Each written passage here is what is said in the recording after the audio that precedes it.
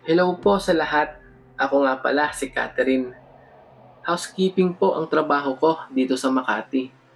Nais ko lang po ibahagi sa inyo yung na-experience ko sa isang mamihan. Bali, night shift ako noon. Dahil 11 p.m. ang out ko sa trabaho, nakakarating naman ako sa inuuwian ko ng mga 12. Minsan 12:10 or minsan naman mga 12:15. Basta mga ganong oras lang palagi. Tapos bago ako dumiretso ng bahay, ay dumadaan muna ako ng mamihan para kumain. Isang gabi nun, habang kumakain ako sa mamihan, ay may dumating na matandang babae. Sa itsura ng matanda, ay mapapansin agad ito ng kahit sino man. Masyadong makaluma kasi ang suot niya. Tapos may balabal pa na kulay itim. Siguro kahit sino ang makakita sa kanya, tapos alas 12 pa ng gabi, sigurado ako kikilabutan talaga. Mabuti na lang at sa likod ko siya umupo matapos niyang umorder. Kahit papaano ay hindi ko siya nakikita. Pero kahit ganun pa man, ay binilasan kong ubusin ang kinakain ko na mami. Iba kasi talaga ang naging pakiramdam ko nung nakita ko ang matandang babae na yon. Habang inuubos ko na ang mami ko, ay meron naman akong napansin sa harap ko. May kumakain kasi doon na panay tingin sa akin. Tapos minsan naman doon banda sa matandang babae. Di ko alam kung ba't niya ginagawa yon, pero halata sa kilos niya na merong kakaiba. Di nagtagal ay biglang tumayo yung lalaki na kumakain sa harapan ko. Mabilis nitong sinuot ang kanyang bag at bago siya tuluyang lumabas ay dumaan muna sa akin. Sinabihan niya ako, "Miss, panitingin sa'yo yung matandang babae sa likod mo." Yun lang ang sinabi niya at tuluyan na siyang lumabas ng mamihan. Matapos ko marinig yun, ay dali-dali naman akong nag-ayos para umalis na rin. Hindi pa ubos yung kinakain ko nun, pero nagdesisyon ako na umalis na. Napansin ko rin kasi na maliban sa bantay ng mamihan, ay kaming dalawa na lang doon ng matandang babae. Nag-alisan na yung ibang customer.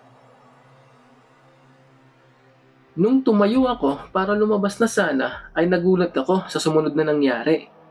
Pagkalingon ko kasi ay naroon yung matandang babae nakatayo malapit sa likod ko. Sa katunayan nga ay halos kumabangga ang katawan ng matanda. Sobrang lapit kasi talaga nito sa likod ko. Kaya ang ginawa ko ay mabilis akong umatras para makalayo sa kanya. Nung tumingin ako sa mukha niya ay nabalot agad ng takot ang buo kong katawan.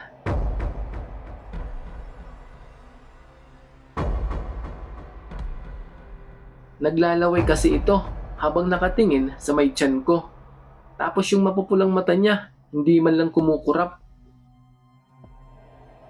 Kaya naman, dali-dali ko siyang iniwasan. Umikot ako sa kabilang mesa para makadaan palabas na ng mamihan.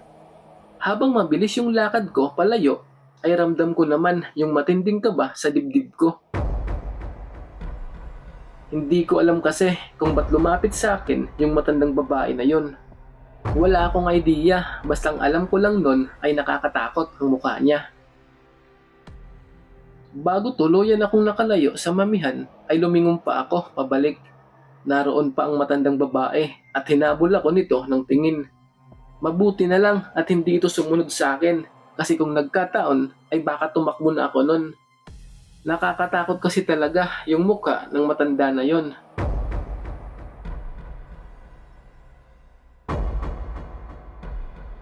Kinabukasan ay hindi muna ako kumain sa mamihan. Tumatak kasi sa isip ko yung nakakatakot na mukha ng matanda. Hanggang sa sumunod pa na mga araw ay hindi muna ako bumalik doon. Tsaka napansin ko rin kasi na parang ayoko muna kumain ng mami. Parang nagiba yung panlasa ko. Makalipas ng isang linggo ay nalaman ko na lang bigla na 2 months na pala akong buntis. Irregular period kasi ako kaya late ko na nalaman. Matapos ko malaman na buntis ako ay bumalik ulit sa isip ko Yung nangyari sa may mamihan, di ako sigurado pero hindi ko mapigilan na isipin na isang aswang ang matandang babae na yon.